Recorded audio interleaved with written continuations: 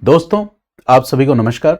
आपका स्वागत है Saurabh Goswami UPSC GS foundation इस यूट्यूब चैनल पर, जिसमें हम यूपीएससी की परीक्षाओं के लिए हिंदी माध्यम के छात्रों के लिए निःशुल्क वीडियो उपलब्ध करवाते हैं।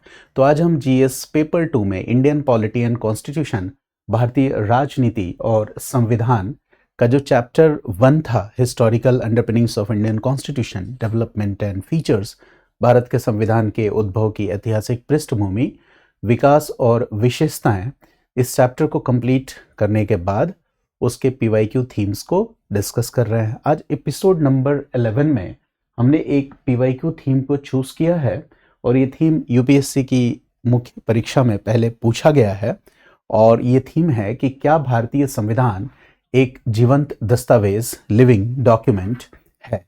आज हम इसी विषय पर बात करने वाले हैं। हालांकि जब आप पूरी पॉलिटी पढ़ोगे तब तक इस प्रश्न का उत्तर आपको मिलता रहेगा। ये क्वेश्चन भी अपने आप में बहुत ही डायनेमिक है। इसके पहले की वीडियो में जो विषय मैंने चूज किया था, जो पीवाईक्यू थीम चूज किया था कि क्या भारतीय संविधान एक ट्रांसफॉर्मेटिव डॉक्यूमेंट है, वो क्वेश्चन भी डायनेमिक है। जैसे आज की जो भी डिस्कशंस होंगी, इसके बाद आप ये डायमेंशन आपके दिमाग में क्लियर रहेगा। तो जैसे जैसे आप कॉन्स्टिट्यूशन और पॉलिटी के टॉपिक्स को पढ़ोगे तो आप खुद लोकेट करते जाओगे कि कहाँ कहाँ पे इस प्रश्न के उत्तर के लिए और भी ज़्यादा रेलेवेंट पॉइंट्स मुझे मिलेंगे। हालांकि आज कुछ उदाहरणों के माध्यम से मैं इस बात को बताने की कोशिश करूँगा। तो देखो, थीम है भारतीय संविधान एक जीवंत दस्तावेज है। तो सबसे पहले प्रश्न तो यही उठता है कि जब हम कहते हैं भारतीय संविधान एक जीवंत दस्तावेज है, तो इस जीवंत दस्तावेज का मतलब क्या है। सबसे पहले तो आप इसका जो इंग्लिश टर्मिनोलॉजी है वो भी समझिए। भारतीय संविधान एक लिविंग डॉक्यूमेंट या जीवंत दस्तावेज है। पहले मैंने टॉपिक में एपिसोड 10 में बताया था, भारतीय संविधान एक ट्रांसफॉर्मेटिव या परिवर्तनकारी दस्तावेज है। हमेशा याद रखिए, भारतीय संविधान एक परिवर्तनकारी ट्रांसफॉर्मेटिव डॉक्यूमेंट के साथ साथ लिविंग डॉक्यूमेंट भी है। अब हम समझते हैं कि लिविंग डॉक्यूमेंट कैसे है। कंक्लूजन तो यही होगा हमारा कि भारतीय संविधान केवल जीवंत दस्तावेज नहीं है, बल्कि यह एक परिवर्तनकारी दस्तावेज भी है। तो सबसे पहले तो मीनिंग देखते हैं, अर्थ, कि जीवंत दस्तावेज का अर्थ क्या होता है। देखो, जीवंत, लिविंग जैसे ही हम कहते हैं, इसका सीधा सा मतलब है कि भारतीय संविधान जो है यह क्या है, अपनी मूल विशेषताएं, इसकी जो भी मूल विशेषताएं या प्रावधान है, इन मूल विशेषताओं को सुरक्षित रखते हुए बिना इन मूल विशेषताओं से डेविएट हुए, इन मूल विशेषताओं को सुरक्षित रखते हुए बिना इन मूल विशेषताओं से डेविएट हुए जो भी न्यू सोशियो इकोनॉमिक चेंजेस होती हैं, जो भी नए सामाजिक आर्थिक परिवर्तन होते हैं, उन सामाजिक आर्थिक परिवर्तनों के अनुसार अगर हमें किसी नए चीज की या किसी नए प्रोविजन, किसी नए अमेंडमेंट की आवश्यकता होती है, तो नए चेंजेस, उन सभी नई डिमांड्स के अकॉर्डिंग हमारा संविधान अपने आप को क्या कर लेता है, एकोमोडेट कर लेता है, उन नए चेंजेस को भी एकोमोडेट कर लेता है। तो ये एक तरह से डायनेमिक है। देखो, दो वर्ड्स होते हैं, एक होता है डायनेमिक जिसको हम गत्यात्मक कहते हैं, दूसरा होता है स्टैटिक जिसको हम स्टैटिक कहते हैं। स्टैटिक का मतलब होता है कि जो जैसा है वैसा बना रहेगा, उसमें कोई बदलाव नहीं होगा। डायनेमिक का मतलब होता है कि न्यू चेंजेस के अकॉर्डिंग हम क्या करेंगे, उन चेंजेस के, जैसे मान लो कि एज अ टीचर जो न्यू चेंजेस हैं, जैसे लंबे समय तक मैं न्यू चेंजेस के अकॉर्डिंग खुद को ढाल नहीं रहा था, मैं ऑफलाइन टीचर था 8 से 10 साल तक। बट एक समय आया कि मुझे खुद को इन चेंजेस के अकॉर्डिंग ढालना पड़ा। अगर ये काम मैंने आज से 5 साल पहले किया होता तो मैं इस फील्ड में काफ़ी आगे होता। तो ये सोचने की बात है कि जब भी आप स्टैटिक हो जाएंगे, न्यू चेंजेस को इनकॉर्पोरेट नहीं करेंगे, उसके अनुसार खुद को ढालेंगे नहीं, तो फिर आपका विकास बाधित होगा। भारतीय संविधान निर्माताओं को इतनी समझ थी कि जब उन्होंने संविधान बनाया तो उसके साथ ही उन्होंने इस बात की पूरी स्कोप, इस बात की पूरी संभावना को खुला छोड़ा कि जब भी हमारा संविधान जो होगा किसी नए परिवर्तन को अपने अनुसार एकोमोडेट करेगा। जैसे भारतीय संविधान में आर्टिकल 368, जिसको आप संविधान संशोधन के लिए जो अधिनियम है, ये अधिनियम है आर्टिकल 368। तो भारतीय संविधान का जो अनुच्छेद 368 है, यह संविधान में संशोधन का प्रावधान देता है। आर्टिकल 368 संविधान में संशोधन, कॉन्स्टिट्यूशन अमेंडमेंट का प्रावधान देता है। अब आप खुद बताओ कि संविधान में संशोधन का मतलब क्या हुआ? नई सामाजिक आर्थिक जरूरतों के अनुसार नए प्रावधानों को उसमें इंट्रोड्यूस करना। अच्छा, ये जो संशोधन की बात की गई है, तो भारतीय संविधान में संशोधन कैसे होगा, इस बात की भी बहुत ही स्पष्टता के साथ व्याख्या की गई है।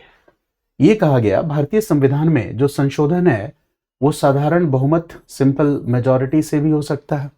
भारतीय संविधान में संशोधन विशेष बहुमत, स्पेशल मेजॉरिटी से भी हो सकता है।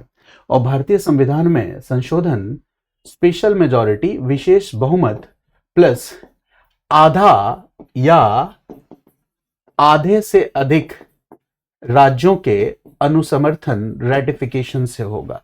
तो देखो, ये तो बहुत सीधा प्रावधान है कि संशोधन कैसे हो जाएगा, साधारण बहुमत से। ये क्या है, विशेष बहुमत, थोड़ा कठोर प्रावधान। और ये क्या हो गया, अत्यंत कठोर प्रावधान। तो हम क्या देख रहे हैं, संशोधन के जो प्रावधान हैं ये लचीले भी हैं और कठोर भी हैं। तो भारतीय संविधान जो है, इसमें हम क्या देख रहे हैं कि हमारा संविधान जो है लचीलेपन, फ्लेक्सिबिलिटी, लचीलेपन प्लस कठोरता, रिजिडिटी, इन दोनों का अनोखा मिश्रण है। तो ये जो अनोखा मिश्रण बनाया गया फ्लेक्सिबिलिटी और रिजिडिटी का, वो सिर्फ इसलिए बनाया गया कि भारतीय संविधान की जो आइडेंटिटी है, इंडियन कॉन्स्टिट्यूशन की जो आइडेंटिटी है, एक लिविंग डॉक्यूमेंट के रूप में, जीवंत दस्तावेज के रूप में, ये आइडेंटिटी पूरी तरह से सुरक्षित रहे। दूसरी बात, ये जो भारतीय संविधान है इसमें संशोधन हो सकता है। संशोधन कौन करेगा? तो संशोधन कौन करेगी?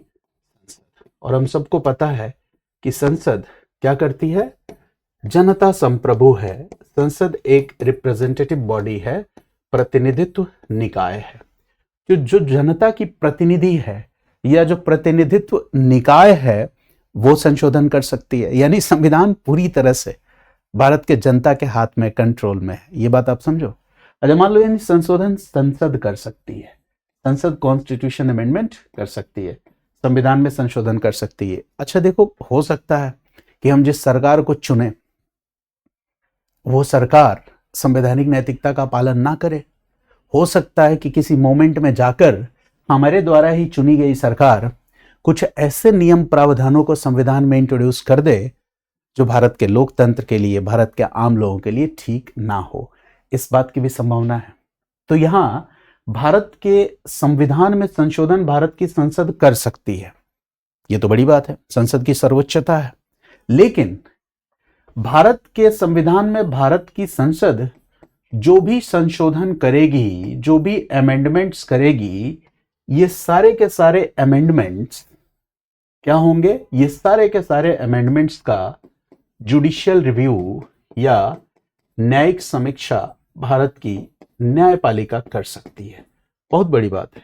ये जितने भी अमेंडमेंट्स होंगे, इनकी जुडिशियल रिव्यू या न्यायिक समीक्षा कौन कर सकती है? भारत की न्यायपालिका कर सकती है। यानी कि यहां पे हमने क्या किया, भारत की संसद को यह अधिकार दिया और साथ ही साथ भारत की संसद पे कुछ चेक्स एंड बैलेंसेस भी आरोपित कर दिए। अब देखो, अब न्यायपालिका भी ऐसा नहीं है कि एक ऑब्स्ट्रक्शनिज्म को फॉलो कर ले और संसद द्वारा बनाए गए हर कानून को वो क्या कर दे, मतलब एक तरह से निरस्त करती जाए, ऐसा नहीं है। न्यायपालिका पर भी चेक्स एंड बैलेंसेस है। यानी कि न्यायपालिका क्या करेगी, संसद द्वारा बनाए गए ऐसे कानून, ऐसे अधिनियम जो संविधान के मूल ढांचे का, कॉन्स्टिट्यूशन के बेसिक स्ट्रक्चर्स का क्या करते हैं, वायलेशन करते हैं। जितनी मात्रा में वायलेशन करते हैं, जिस सीमा तक वायलेट करते हैं, उनको क्या कर देगी, निरस्त कर देगी। तो यहां बात आ गई कॉन्स्टिट्यूशन के बेसिक स्ट्रक्चर्स की, मूल ढांचे की। यानी संविधान का जो मूल ढांचा होगा वो सुरक्षित रहेगा, उसमें कोई बदलाव नहीं होगा। यही हुआ जीवंतता का मतलब, कि भारतीय संविधान एक लिविंग डॉक्यूमेंट है।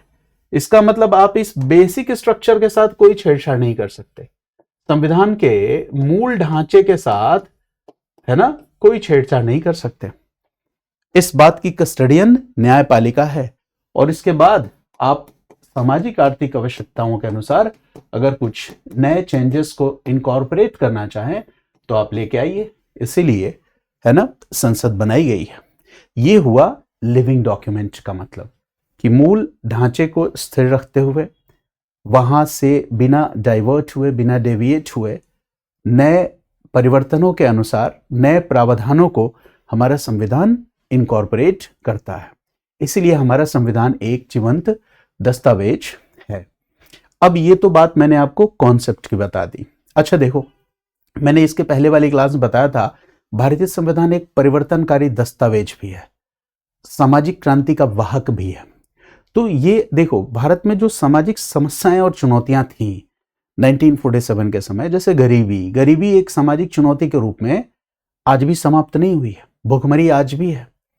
तमाम ऐसी चुनौतियां थी जो भेदभाव, जातिगत भेदभाव, धार्मिक अंधविश्वास, पाखंड अभी भी है। तो तमाम ऐसी चुनौतियां थी जो तब थी और अब भी बनी हुई है।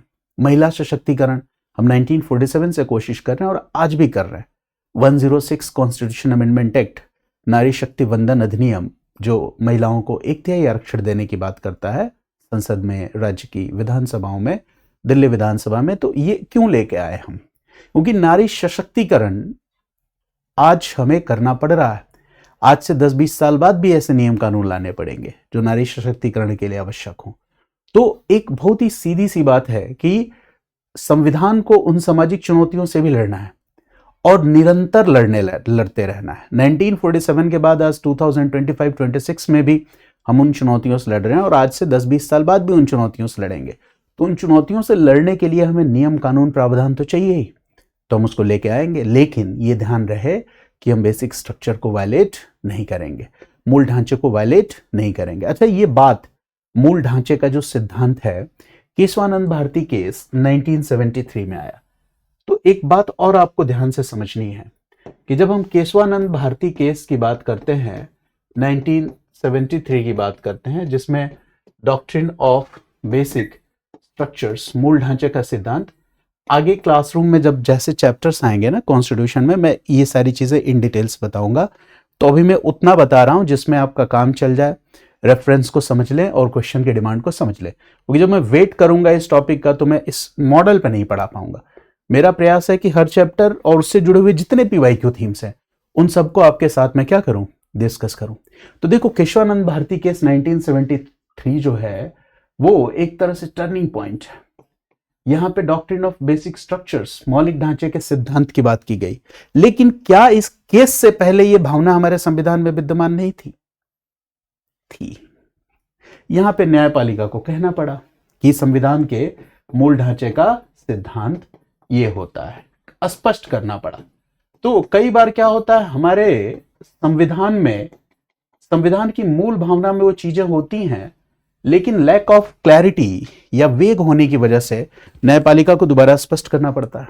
जैसे आप सबको पता होगा कि 42nd कॉन्स्टिट्यूशन अमेंडमेंट 1976 से एक शब्द जोड़ा गया, जोड़े और भी शब्द गए, बट यहां मैं सिर्फ एक शब्द की चर्चा कर रहा हूं, पंथ निरपेक्षता। ये जोड़ा गया संविधान की प्रस्तावना में। तो मैं पूछता हूं, क्या 1976 के बाद हमारे संविधान में यह भावना आई पंथ निरपेक्षता की? नहीं। ये तो संविधान बनने के साथ ही ये जो भावना है पंथ निरपेक्षता की, यह संविधान के बनने के साथ ही यह भावना विद्यमान थी। यहां पर तो जो अमेंडमेंट्स हैं, अमेंडमेंट करके इस शब्द को यहां हमने इंक्लूड किया। यहां न्यायिक समीक्षा में हम देख रहे हैं कि डॉक्ट्रिन ऑफ बेसिक स्ट्रक्चर को बताया गया। तो ये जो भावना है ये हमारे संविधान में बहुत पहले से है। लेकिन हमारा संविधान इस बात का स्कोप देता है कि जरूरत पड़ने पर संसद, जरूरत पड़ने पर न्यायपालिका इनको और स्पष्ट तरीके से अभिव्यक्त कर सके। इसीलिए हम ये कहते हैं कि हमारा संविधान एक जीवंत दस्तावेज है। ये बात आप समझ गए। अब कुछ और मामलों को हम देखते हैं कि जैसे संविधान का जो मूल ढांचा है, इसमें जो डेमोक्रेसी है, लोकतंत्र, ये संविधान के मूल ढांचे का हिस्सा है। सेक्युलरिज्म, पंथ निरपेक्षता, ये संविधान के मूल ढांचे का हिस्सा है ना। संघवाद संविधान के मूल ढांचे का हिस्सा है। विधि का शासन संविधान के मूल ढांचे का हिस्सा है। ये मुद्दा है। अब आप एक और बात समझिए। अब मुद्दा ये है कि भारत के संविधान में संशोधन कौन कर सकता है? तो संसद कर सकती है। अच्छा, संसद जो भी संशोधन करेगी, उन सभी संशोधनों की न्यायिक समीक्षा या जुडिशियल रिव्यू हो सकती है। यह बात आप समझ गए? अच्छा, न्यायिक समीक्षा में संशोधन जिस सीमा तक या जिस मात्रा में संविधान के मूल ढांचे से डाइवर्ट होंगे या अलग होंगे, उनको क्या किया जाएगा? उस मात्रा में, उस सीमा तक निरस्त कर दिया जाएगा। अब इसका एक प्रैक्टिकल एप्लीकेशन मैं आपको बताता हूं, जो बड़ा ही महत्वपूर्ण एग्जाम्पल है। जैसे एक एग्जाम्पल मैं बताऊं जिससे आप इसको और बेहतर समझ पाओगे। फॉर एग्जाम्पल 1971 का जो इलेक्शन था, चुनावी घमासान था ये एक तरह से, है ना।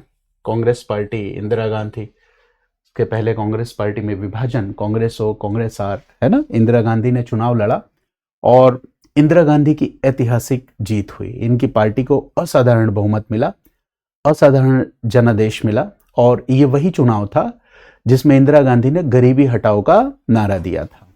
इसी चुनाव में इंदिरा गांधी ने गरीबी हटाओ का नारा दिया था। अब इस बात को समझना है कि गरीबी हटाओ का नारा जब इंदिरा गांधी ने दिया, तो इस समय इंदिरा गांधी ने चुनाव के दौरान बहुत ही सशक्त रूप से, बहुत ही कह सकते हैं कि मुखर होकर गरीब, किसान, मजदूर और जो भी हाशिए पर स्थित लोग हैं, वंचित वर्ग हैं, इनकी बात की। राज्य की जो लोक कल्याणकारी भूमिका है, state as a public welfare state, इसकी इन्होंने जोर शोर से वकालत की। देखो, जब हम इस तरह के मुद्दों पे ओवर एम्फेसिस कर रहे हैं तो कहीं ना कहीं हमारा टिल्ट ज्यादा है कहाँ? सोशलिस्टिक आइडियल्स की तरह। प्लस इंदिरा गांधी का अपना एक कैरिस्मेटिक लीडरशिप था, वो एक पॉपुलर लीडर बनकर उभरी, चुनाव में उनकी जीत हुई। अब सवाल ये हुआ कि एक फेमस केस है इंदिरा गांधी वर्सेस राजनारायण केस, 1975।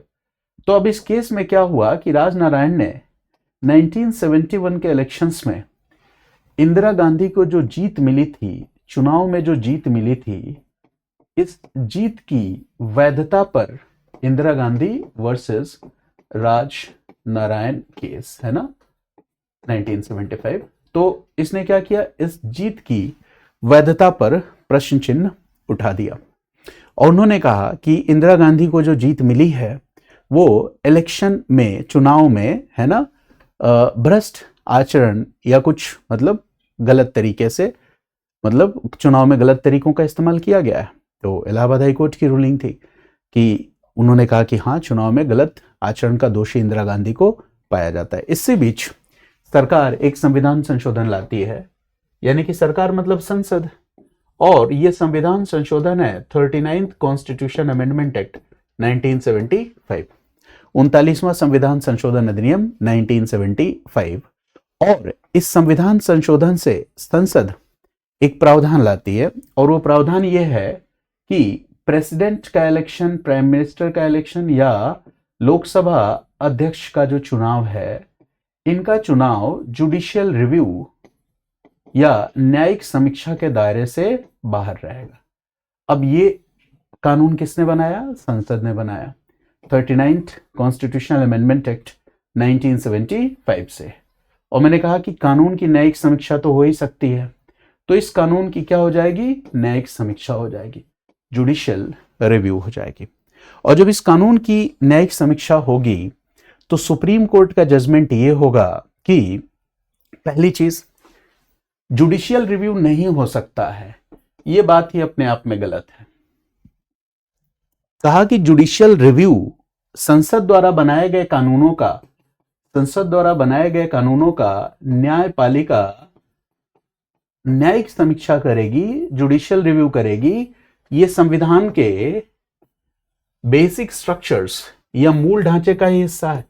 तो इस मूल ढांचे के हिस्से को पहली चीज आप समाप्त कर नहीं सकते, यानी कि संसद द्वारा बनाए गए हर कानून की समीक्षा न्यायपालिका कर सकती है।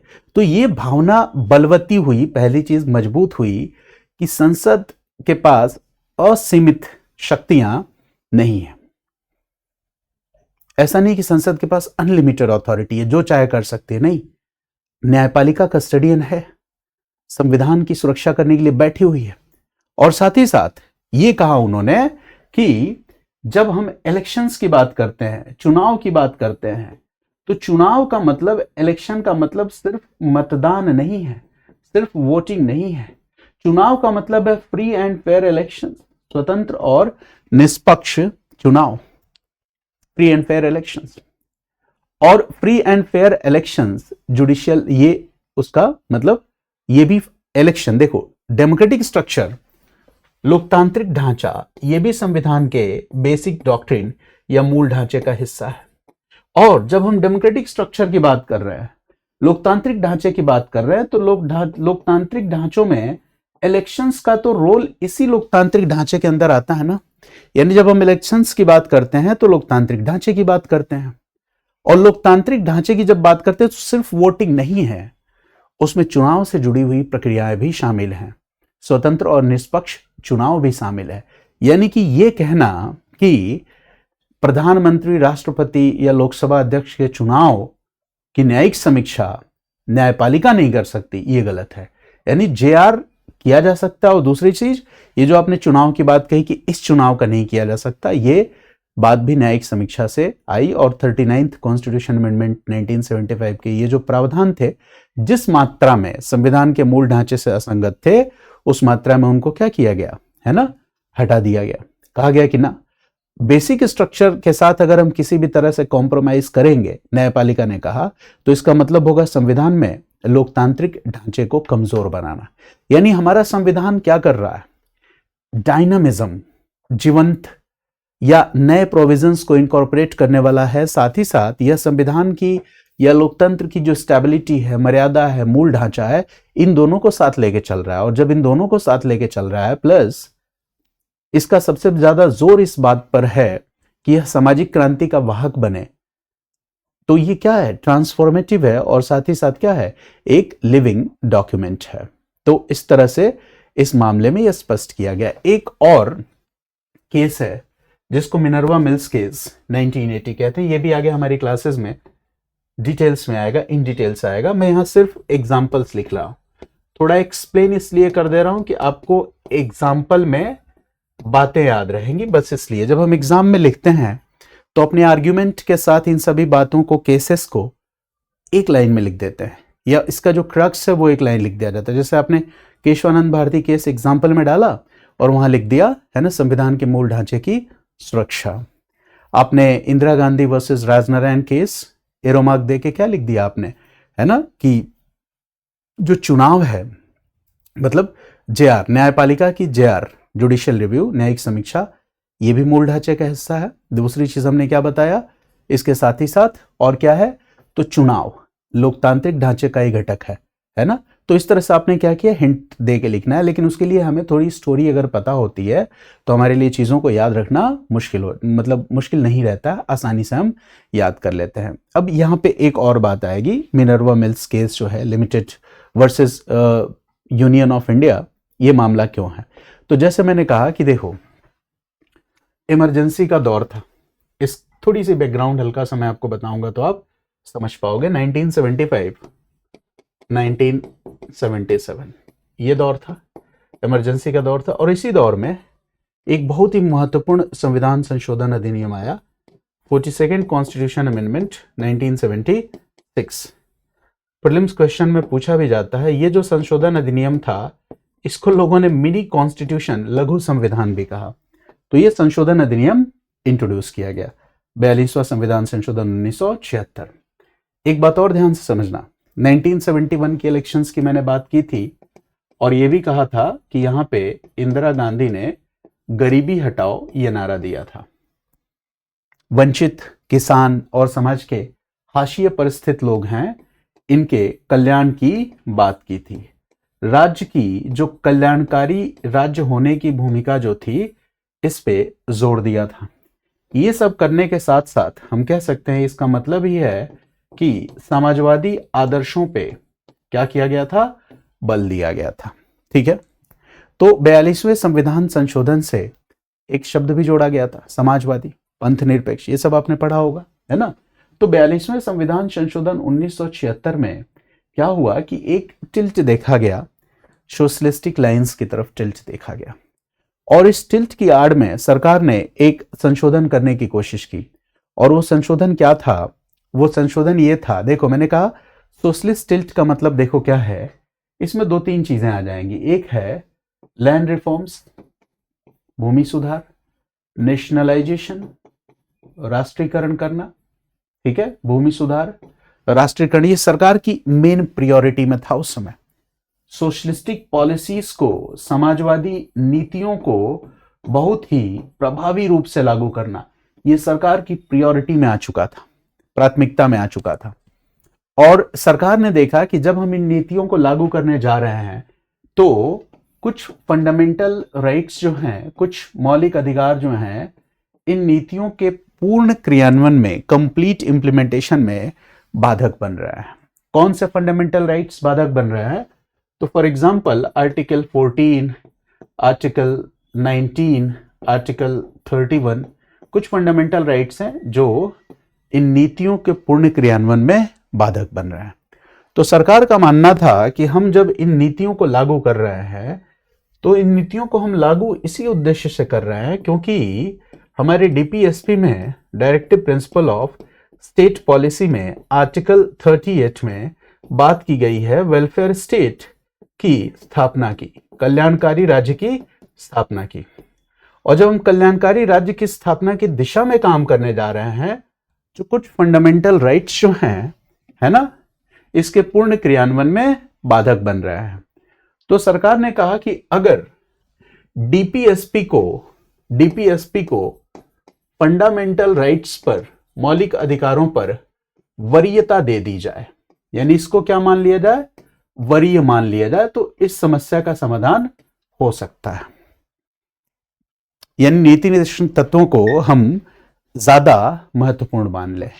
तो इसका मतलब इन फंडामेंटल राइट्स को खत्म नहीं करना हुआ, बट इन फंडामेंटल राइट्स, इन मौलिक अधिकारों पर प्रतिबंधों या सीमाओं को बढ़ा दिया जाएगा।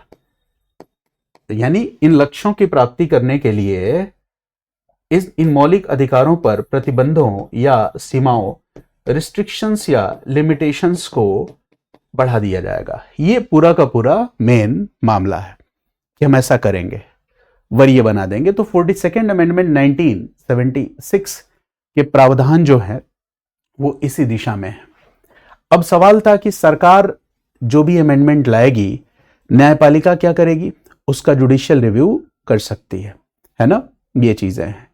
तो जब जुडिशियल रिव्यू इसका हुआ तो मिनर्वा मिल्स जो limited versus union of India जो केस मैंने बताया 1980 का, इसमें जो जजमेंट है सुप्रीम कोर्ट का वो ये है कि डीपीएसपी और फंडामेंटल राइट, इन दोनों में वरीय कौन है, डीपीएसपी एंड फंडामेंटल राइट्स, इन दोनों में वरीय कौन है, इस बात को Minerva mills case versus union of India कहा। इसमें तू मैं करने की आवश्यकता नहीं है।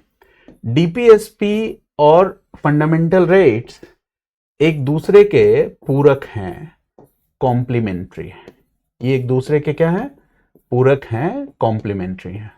और इनमें किस तरह का संबंध है, तो इनमें हार्मोनियस रिलेशंस हैं। इन दोनों में क्या है, हार्मोनियस रिलेशंस है। ये कोर्ट का ऑब्जर्वेशन है, रूलिंग है।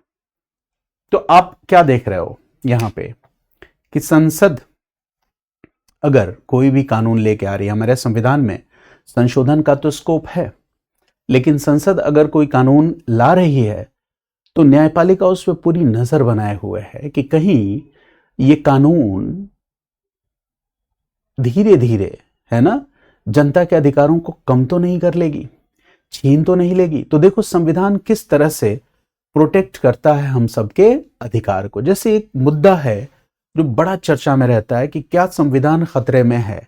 आपको लग रहा है कि जितने अलर्ट होके हमारे संविधान निर्माताओं ने इस संविधान को बनाया है, क्या हमारा संविधान खतरे में आ सकता है? नहीं, ये मूर्खतापूर्ण प्रश्न है। संविधान हमारा खतरे में नहीं है। खतरे में है संवैधानिक नैतिकता, कॉन्स्टिट्यूशनल मोरालिटी। खतरे में है संवैधानिक संस्थाएं। खतरे में है, जैसे गांधी नैतिकता की बात करते थे, राजनीति में नैतिकता, प्रशासन में नैतिकता। आप खुद बताओ, थोड़ी देर के लिए इस बात पे गौर करना कि जो भी सिविल सेवक हैं, अगर वो पूरी ईमानदारी और नैतिकता के साथ काम करें, न्यायपालिका में जो भी भ्रष्टाचार है, जिस तरह का भी भ्रष्टाचार है जो आए दिन हम सुनते रहते हैं, अगर वो भ्रष्टाचार पूरी तरह से समाप्त हो जाए,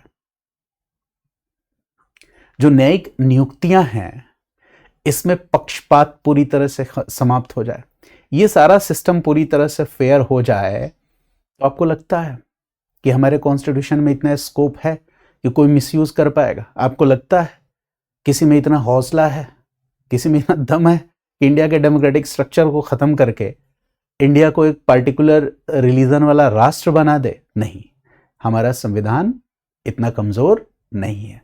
हम एक घर भी बनाते हैं तो उसमें 2 लेयर, 3 लेयर, 4 लेयर प्रोटेक्शन के यूज करते हैं कि कोई चोर ना घुसपैठिया बन जाए, घुस जाए।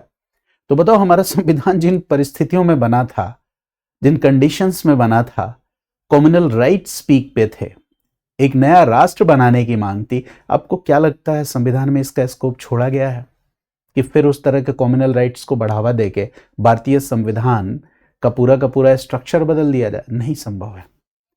तो ये बात कही गई है कि हमारा जो कॉन्स्टिट्यूशन है ट्रांसफॉर्मेटिव है, लेकिन वो मतलब ऑटो ट्रांसफॉर्मेटिव नहीं है। हमारा संविधान लिविंग है, बट ये ऑटो लिविंग नहीं है। इसको ट्रांसफॉर्मेटिव और लिविंग बनाना पड़ता है। हमारा संविधान परिवर्तनकारी बने, हमारा संविधान जीवंत दस्तावेज बने रहे, इसके लिए पॉलिटिकल विल, राजनीतिक इच्छा शक्ति के साथ साथ जो मोरालिटी है, नैतिकता है, इन एडमिनिस्ट्रेशन, प्रशासन में जो इंस्टीट्यूशंस हैं, कॉन्स्टिट्यूशनल बॉडीज हैं, है ना, ये अपना काम ठीक ढंग से करें, ये बहुत जरूरी है। तो ये है हमारा संविधान। इसके अलावा भी आप देखते होंगे कि आज डिजिटल एज है, एज ऑफ इंफॉर्मेशन है, right to privacy, data protection, इन सब चीजों को लेके भी हमारी न्यायपालिका कितनी सजग रहती है। डाटा हो या एल्गोरिदम हो, सोशल मीडिया हो, तमाम तरह की निगरानी की तकनीकें हैं, ये कहीं ना कहीं एक ऐसी चुनौती है जो संविधान निर्माण के समय तो थी नहीं। ये नई चुनौती अब पैदा हुई है।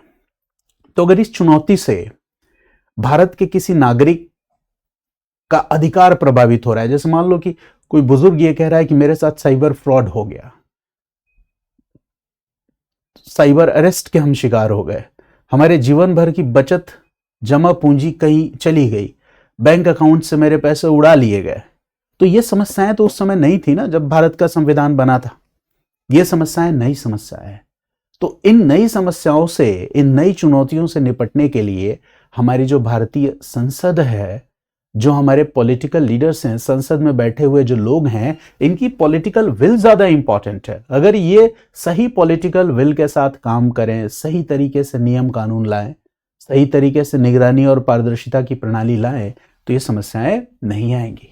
राइट टू लाइफ, जीवन का अधिकार, और समय समय पर जीवन के अधिकार की जो भी प्रगतिशील व्याख्याएं जुडिशियल इंटरप्रिटेशंस में होती रहती है, सब आपको पता है कि राइट टू लाइफ जो है वो right to life with dignity है, गरिमामय या गरिमापूर्ण जीवन के साथ जीने का अधिकार, ये है।